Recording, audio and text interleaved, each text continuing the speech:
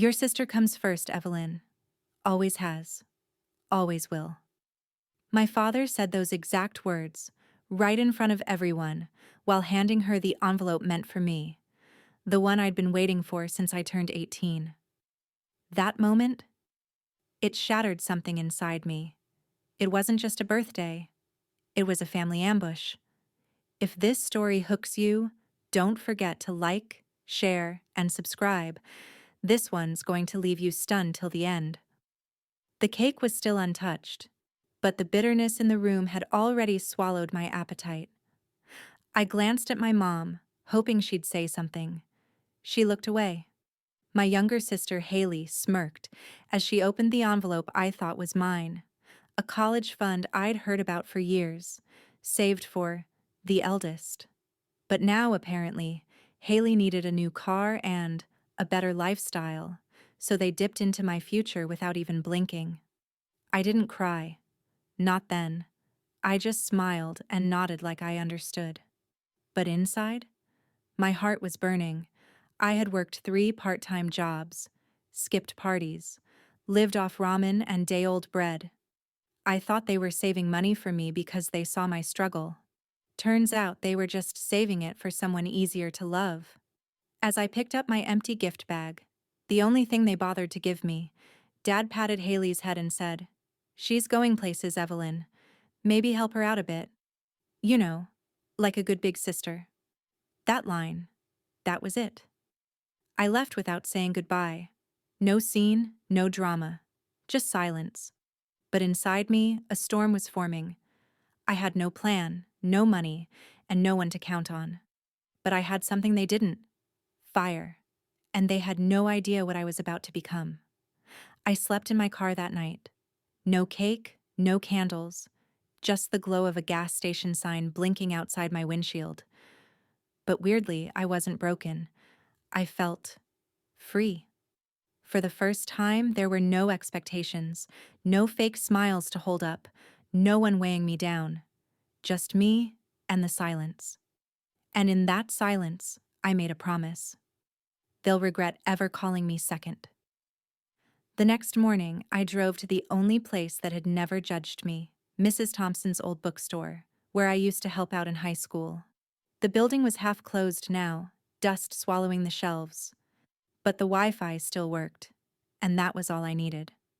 I pulled out my beat-up laptop and logged into a freelancing site I'd secretly built a profile on months ago. I wasn't anyone big yet, just a ghostwriter, some copy gigs here and there. But I was hungry, and hunger builds empires.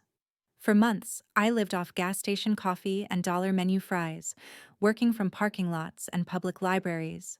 I ghostwrote romance novels, technical manuals, real estate listings, you name it.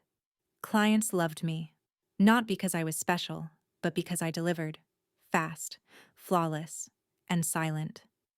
By month 6, I stopped calling it survival. It was strategy now. I launched my own micro-agency, Ink and Strategy, hired 2 freelancers I trusted, then 5, built systems, used AI tools, optimized content for startups, podcasts, e-commerce brands. The clients multiplied faster than I could name them. One day, a big contract came through, a full branding package for a luxury wellness brand in LA. I delivered it in 48 hours. They wired me $30,000 as a bonus. That was the night I cried for the first time, not because I was sad, but because it hit me. I didn't need anyone's permission to be powerful. But what really shook me was the name on the next client request that came in. Haley Thompson, my sister, requesting a full website audit and relaunch for her new fashion blog. She had no idea the girl behind Ink and Strategy was the same sister she humiliated, and she was about to pay the price. I stared at the screen for a solid minute, unsure whether to laugh or scream. Haley had written a desperate pitch in the inquiry form. My site's traffic is dead, and I need help fast. Looking for a team that can make me go viral. Please, it's urgent. Oh, the irony. The same sister who once told me my writing was a cute little hobby now needed my words to save her sinking dream. I didn't reply right away. Instead, I did a deep dive into her blog. Sloppy layout, broken links, cringy captions, and worse. She was using stolen product photos. Her entire brand was hanging by a thread. I could have easily exposed her, sent screenshots to brands she was collabing with. But no, that was too easy. I wanted her to see me win, in a way she'd never forget. So I accepted the job, under a fake name. Riley Stone, creative director. She never questioned it. Why would she? In her world, Evelyn didn't exist anymore. Over the next 2 weeks, I transformed her website. Sleek UI, optimized SEO, automated funnels. I made her look like she knew what she was doing. She bragged about it on Instagram stories, calling it her comeback era, taking credit like she always had. I let her have it. For now. But here's where it gets wild. One night, while finalizing her payment contract, she accidentally forwarded me an email chain between her and our dad. The subject line, "Can Evelyn sue us for the fund?" My heart stopped. The email confirmed everything. Not only had they taken the entire savings account meant for me, but they planned it. Years ago. The college fund? The inheritance from grandma? Even the trust mom said she'd forgot about. All rerouted into Haley's name. I wasn't just forgotten. I was robbed. That was the moment I stopped seeing them as family. I downloaded everything. Every email. Every document. Every lie. And I made a plan. The next move wasn't revenge. It was exposure. But done my way. Loud, calculated, and impossible to ignore. They stole my future. Now, I was about to rewrite all of theirs. बिल्कुल, अब से मैं और detail में ज़्यादा emotion और twist के साथ लिखूंगा, जैसे आप चाहते हैं. ये रहा section 4. Longer version, high curiosity और smooth flow के साथ.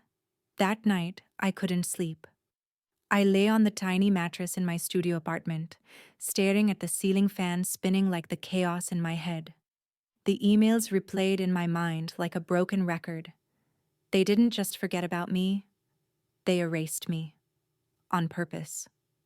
While I was out there struggling to survive, they were reshaping my life into one giant lie. But I wasn't the same girl who left her birthday party in silence. I was someone else now. Sharper, strategic, untouchable. And it was time I started acting like it. The next morning, I set my plan in motion. I wasn't going to expose them on some social media rant or ruin them with a messy confrontation. No. This had to be poetic, precise, public. I contacted a legal team, not just any, but one of the best boutique firms in the city. I had enough saved now to make real moves. I showed them the forwarded emails, the altered fund documents, and the fraud trail they thought was hidden. The lawyer, a sharp woman named Carla, smiled as she scrolled through the files and said, "This isn't just shady, this is criminal." At the same time, I prepped for the launch of my newest project, something I had been quietly building in the background, a digital education platform for women freelancers, tutorials, templates, mentorship, everything I wish I had when I was starting. I named it The Silent Rise. But here's the twist no one saw coming. I chose Haley as my first case study. On the official launch night, we hosted a live-streamed webinar. Thousands joined. Influencers promoted it. I remained anonymous until the final minutes. The chat box was flooding with praise. And then I shared a real client success story. A lifestyle blogger who built her brand using stolen images and fake sponsorships while embezzling funds from her own family. And I showed the receipts, emails, screenshots, bank transfers, her name. The audience went silent, then exploded. Within hours, Haley's blog was taken down for investigation. Brands pulled out. She tried to go live on Instagram, crying, claiming she was set up. But the internet already had the truth. The hashtags #silent rise and #sister exposed trended overnight. But that wasn't the end. The lawyer sent formal notices to my parents, notifying them of pending charges, not just for stealing my inheritance, but for financial fraud, falsifying legal documents, and emotional damages. Turns out the money wasn't just a family matter. Some of it came from my grandmother's estate, which was legally mine. My mom called the next morning.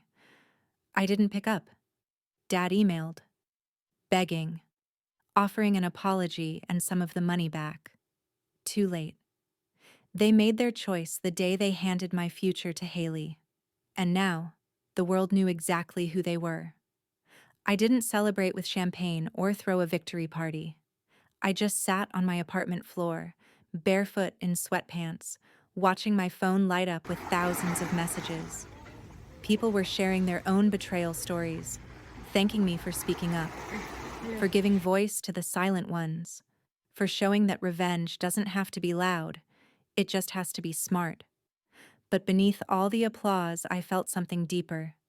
Peace. Not because I destroyed them, but because I had finally freed myself. A week later, I walked past my childhood home. The porch light was off. The once perfect lawn was patchy, like the lies they'd buried there had started to rot from the inside. I didn't knock. I didn't need to. They knew I'd been there, just like they knew I had become someone they could no longer control, manipulate, or overlook. The lawsuit went public. The media picked it up. Headlines ran, "Daughter exposes family's fraud to build empowerment empire." Haley went silent. Her Instagram disappeared. My parents issued a formal apology through their attorney, but it wasn't remorse. It was damage control. And me? I moved into a penthouse loft downtown, fully paid for with my money. Not inherited, not gifted, earned. Every cent a reminder of what they tried to bury and what I built anyway. Months later, The Silent Rise was featured on Forbes. I was invited to speak at women's conferences, interviewed on podcasts, and even approached by a publishing house to write my story. But I hesitated, because this wasn't just my story. It was for every girl who ever got told, "Your sister comes first." For every underdog turned CEO. Every nobody who became unstoppable in silence. So, instead of writing a memoir, I started a grant, the Evelyn Fund, for girls starting over with nothing but grit. The first recipient? A waitress who had been kicked out by her family after choosing college over marriage.